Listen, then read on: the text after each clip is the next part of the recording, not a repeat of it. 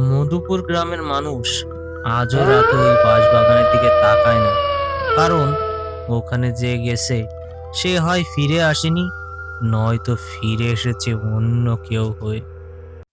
ধান ক্ষেতের মধ্য দিয়ে একটি মাটির রাস্তা। সোহেল, শফিক ও জামাল হেঁটে আসছে। সোহেল ভাই, এতদিন পরে গ্রামে আইলেন আর প্রথম কথায় কইলেন বাঁশবাগানের কথা। ব্যাপার কি? সব কমো, আগে বাড়ি পৌঁছাই। আমার আমার কেমন জানি লাগতেছে সোহেল ভাই, আকাশটাও ভালো লাগছে না।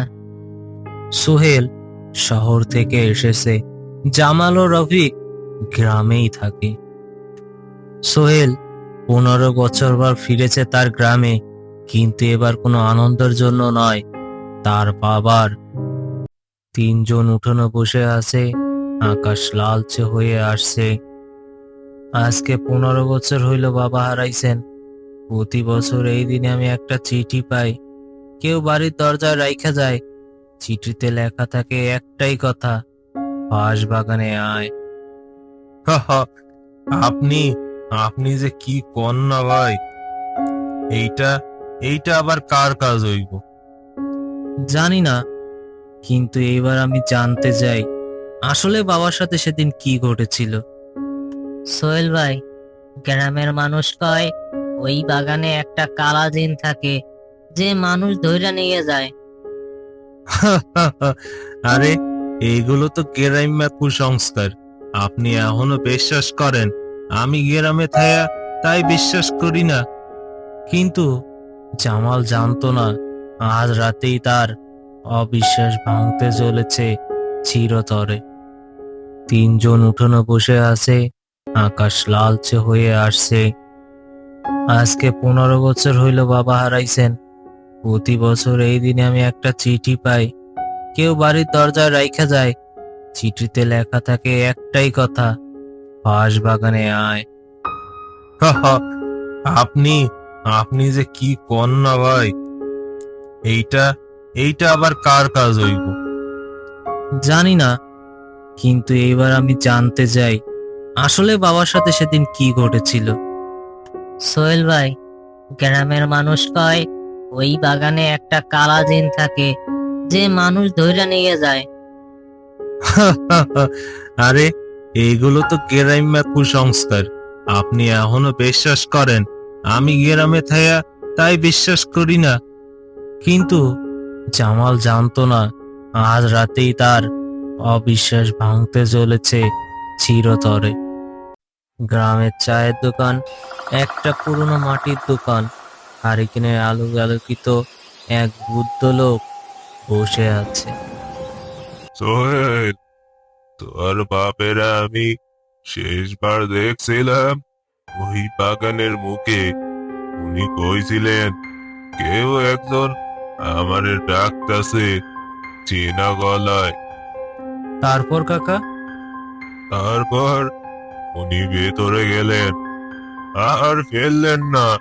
শুধু ওই লণ্ঠনটা পায়ে গেছিল, বাগানের মুখে জ্বলতেছিল। লন্ঠন জ্বলতেছিল মানে? তেল কই পাইলো? ওইটা ওইটা তেলে জ্বলে না, ওইটা জ্বলে অন্য কিছুতে। বৃদ্ধের কথা শুনে জামালের ঠোঁটের হাসিটা প্রথমবারের মতো মিলিয়ে গেল। সোহেল ভাই, আজ রাইতেই যাওয়ান লাগবো, জ্বর আইতাছে।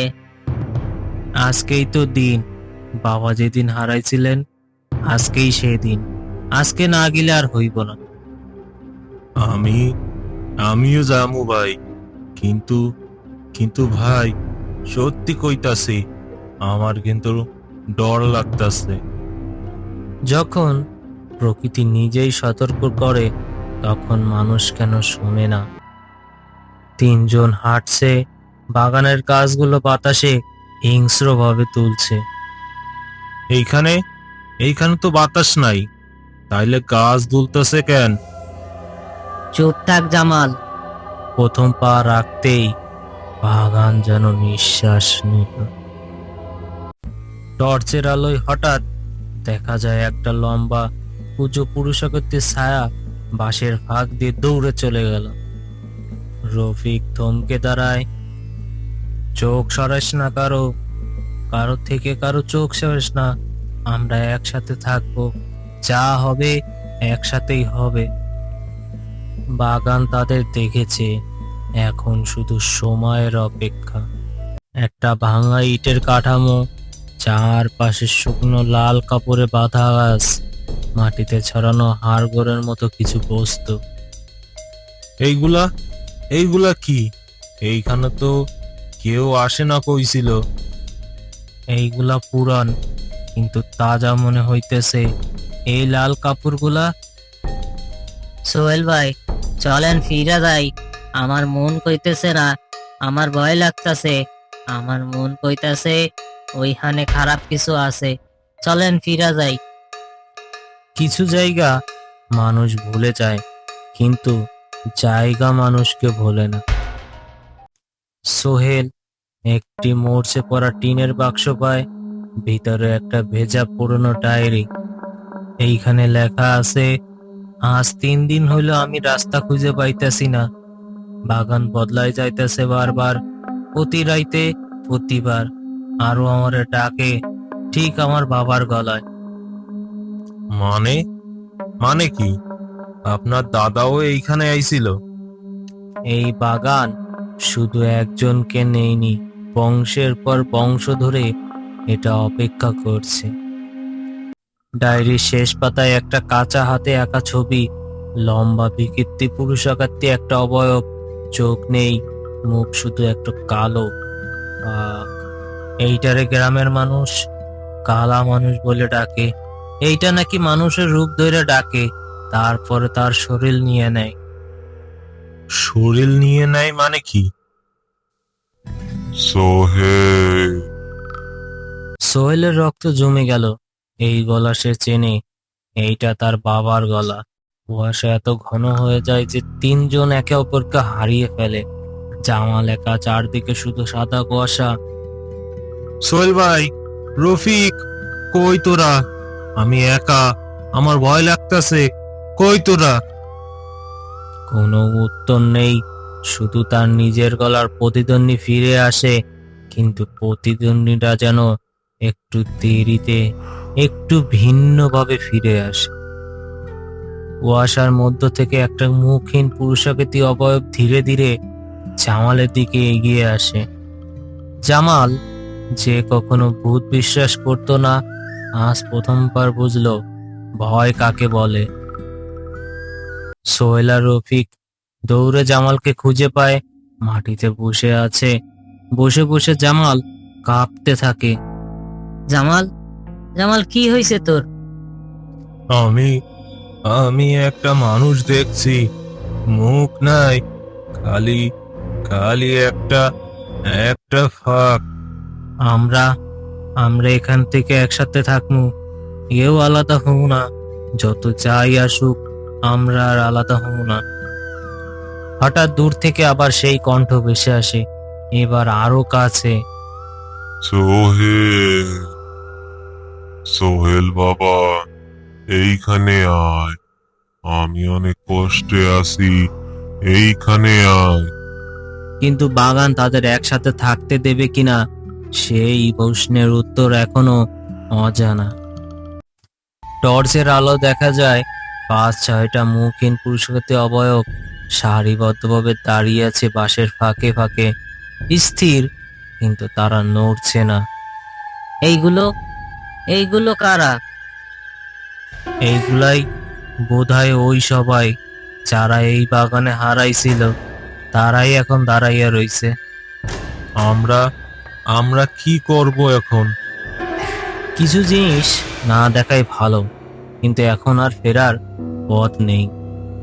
মুখহীন অবয়বদের পাশ কাটিয়ে তারা দৌড়ে একটা পুরনো কুয়ার কাছে পৌঁছায়। কুয়ার ভিতর থেকে হালকা নীল আলো বের হচ্ছে। সোহেল ভাই, এইটার ভিতরে কি আলো? যাই হোক, এইখান থেকে দূরে থাকা ভালো। না, বাবার কণ্ঠ এই দিক দিয়েই আসতেছে। 15 বছর আগে এই কুয়াতেই শেষবার দেখা গিয়েছিল সোহেলের বাবাকে। কুয়ার দেয়ালে একটা ফাটল দিয়ে তারা একটা মাটির নিচের ঠুকরিতে ঢোকে। দেয়ালে অসংখ্য নখের আঁচড়ের দাগ আর কিছু পুরনো নাম খোদাই করা, যার মধ্যে একটা সোহেলের বাবার নাম। এইখানে এইখানে বাবার নাম আছে, এইখানে আমার বাবার নাম আছে। সোহেল ভাই, এইখানে আরো অনেক নাম আছে। এইগুলো তো বহু বছরের নাম। মানে এই বাগান বহুদিন ধরে মানুষ নিতেছে। কুঠুরির শেষ প্রান্ত অন্ধকারে একটি আকৃতি নড়ে ওঠে, আর সেই অন্ধকার থেকে বেরিয়ে এলো যার জন্য তারা এত দূর এসেছিল। অন্ধকার থেকে ধীরে ধীরে বেরিয়ে আসে একটা কালা মানুষ, একটা অস্বাভাবিক লম্বা কুঁজো পুরুষকৃতি অবয়ব, শরীর যেন পোড়া কাঠের মতো কালো, মুখের জায়গায় শুধু একটা কালো গহ্বর, হাত অস্বাভাবিক লম্বা, আঙ্গুলের বাঁকা নখ। সোহেল, তুই আসছিস আমারে খুঁজতে? বাবা, বাবা আপনি? সত্যিই কি আপনি? সোহেল ভাই, না, এইটা আপনার বাবা না। ডায়েরিটা পড়ছেন না? ডায়েরিতে কি লেখা সেটা আর একবার দেখেন। সোহেলের হৃদয় বিশ্বাস করতে চাইছিল এইটা তার বাবা, কিন্তু তার চোখ বলছিল অন্য কথা। তারা দৌড়ে সেই ভাঙা মাজারের কাছে পৌঁছায়। সেখানে পথ শেষ হয়ে যায়, সামনে খাদ। কালা মানুষ ধীরে ধীরে এগিয়ে আসে, আর পলানোর পাত নেই।